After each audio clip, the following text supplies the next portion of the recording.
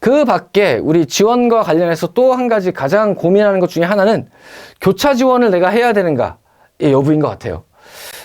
작년, 재작년부터 시작해서 일반 사관학교 입시가 아닌 일반 대학의 입시에 있어서 교차 지원이 굉장히 용이하게, 특히나 이과 친구들이 문과로 넘어가는 현상들이 많이 빈번하게 발생하고 있고, 주변에 그런 친구들이 교차 지원을 하는 걸 보면서 사관학교를 쓰는 친구들도 교차 지원의 유용성이나 어떤 결과치에 대해서 많이 좀 생각을 하게 되었죠. 실제로 간사를 비롯한 타 사관학교들에서 작년에 1차 시험의 합격자들을 보면 문과를 지원했음에도 불구하고 수학을 미적이나 기백을 들고 있는, 특히나 미적을 들고 있는 친구들이 많거든요. 이런 친구들은 교차 지원에서 들어온 친구들이죠. 교차 지원이 계속 늘어가는 추세이다. 게다가 올해는 일반 대학에서 탐구까지 뚫려버리면서 사탐을 쓰는 친구들도 일반 대학의 이과의 정시를 쓸 수 있는 길이 더 확대가 됐잖아요. 말인즉슨 아마 지금 고3 내부에서 교차 지원에 대한 얘기가, 이과생들이 문과로 넘어가는 것에 대한 어떤 담론이 작년보다도 더 크게 형성돼 있을 것이고, 이러한 담론의 형성은 아마도 사관학교의 교차 지원에도 크게 영향을 미칠 수 있겠다. 즉 교차 지원은 계속 늘고 있는 추세이다.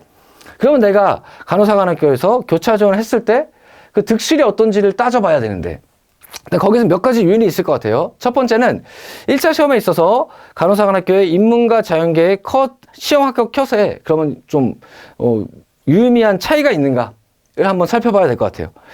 나중에 또 보여드리겠지만 이따가, 일단은 인문과 자연의 컷이 타 사관학교 좀 많이 차이 나는 데는 한 15점까지 차이 나기도 하거든요. 그것에 비해서는 좀 적어요.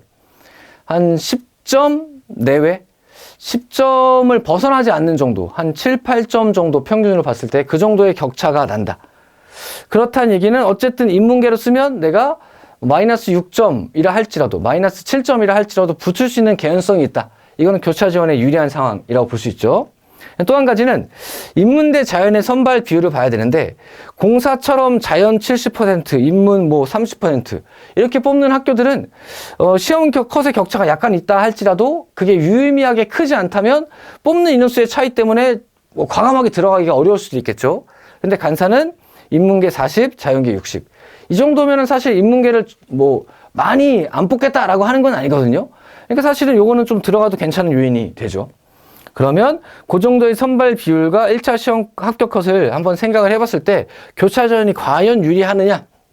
제가 봤을 때 올해 약간은 유리하지만 사실은 거의 비슷하게 컷이 형성될 확률이 높지 않을까, 이런 생각이 좀 듭니다. 왜냐하면 작년보다 많은 애들이 교차 지원할 개연성이 높으니까 인문계의 컷도 조금씩 상승할 개연성이 올해는 좀 더 있다라고 판단이 돼서, 그렇다는 얘기는 인문을 쓰든 자연을 쓰든 사실은 큰 컷상의 유리가 없을 수도 있다. 있다 할지라도 약간의 정도의 유리가 있다. 이 정도로 판단을 해보는 게 어떤가 생각이 듭니다. 자, 근데 또 한 가지, 요거는 이제 우선 선발에서 그렇고, 종합 선발을 생각한다면 종합 선발의 선발 비율이 간호사관학교는 타 사관학교의 2배, 40%를 뽑죠.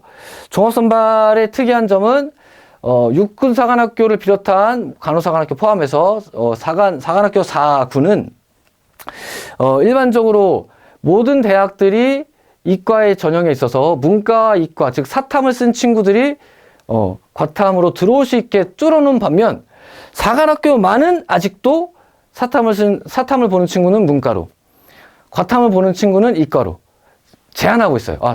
문과는 정정하겠습니다. 문과는 사탐과 과탐이 다 가능하지만 이과는 과탐으로 제한을 해놨어요. 그러면 올해 사탐런 현상이 많은데 이과 친구들이 어려운 이과 과학 과목을 버리고 사회탐구를 하면서 이과로 쓰는 친구들이 많은데, 이를 사탐런 현상이라고 하죠. 그런 상황에서 사관학교만큼은 아직도 종합선발에서 자연계는 무조건 과학을 봐야 된다라고 하면, 이미 이과로 써놨지만 사탐런을 한 친구들은 종합선발에서 가능성이 매우 적다는 얘기죠. 나는 과탐을 들고 이과로 쓰면서 과탐 공부를 하고 있었다라고 하면 종합선발 40%에서는 아무래도 수능 점수, 탐구 점수에 있어서 가져갈 수 있는 게 좀 더 크다. 그러면 아무래도 경쟁력이 좀 더 있을 것이다. 라는 생각도 해볼 수 있을 것 같아요. 즉, 정리해보면 교차 지원에 있어서 우선 선발에 있어서는 자연에서 인문으로 넘어가는 게 비슷하거나 약간의 이득을 얻어갈 수 있다. 종합 선발에 있어서는 탐구 과목 때문에 탐구 과목의 선택이 과탐으로 지정되어 있는 것 때문에 오히려 과탐을 보는 친구가 좀 적어서 경쟁률 상에서 이점을 얻을 수 있고, 경쟁률 이점이 있다는 얘기는 컷에도 영향이 있을 수도 있다는 얘기죠. 그렇죠? 게다가 40% 비중을 많이 뽑기 때문에 오히려 좀 과탐을 유지한 이과 친구들에게 좀 유리할 수 있다. 종합선발은 이과에게 조금 유리한 면이 있고, 우선선발은 입문으로 들어갔을 때 약간의 유리점이 있다. 이렇게 한번 정리해 볼 수 있을 것 같아요. 그리고 이왕 넘어갈 거라면 확통으로 가지 말고 수학을 반드시 미적을 들고 갔으면 좋겠다. 그래야만 상대적 우위를 가져갈 수 있다.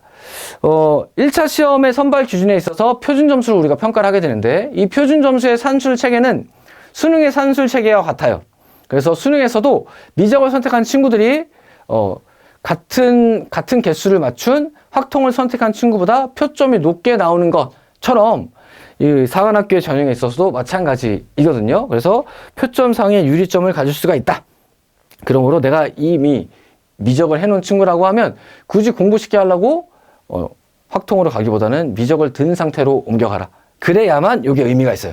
입문으로 넘어갔을 때 이 컷이 낮아지는 것을 내가 좀 누릴 수 있는 그러한 조건이 된다. 이렇게 한번 정리를 해보면 좋을 것 같습니다.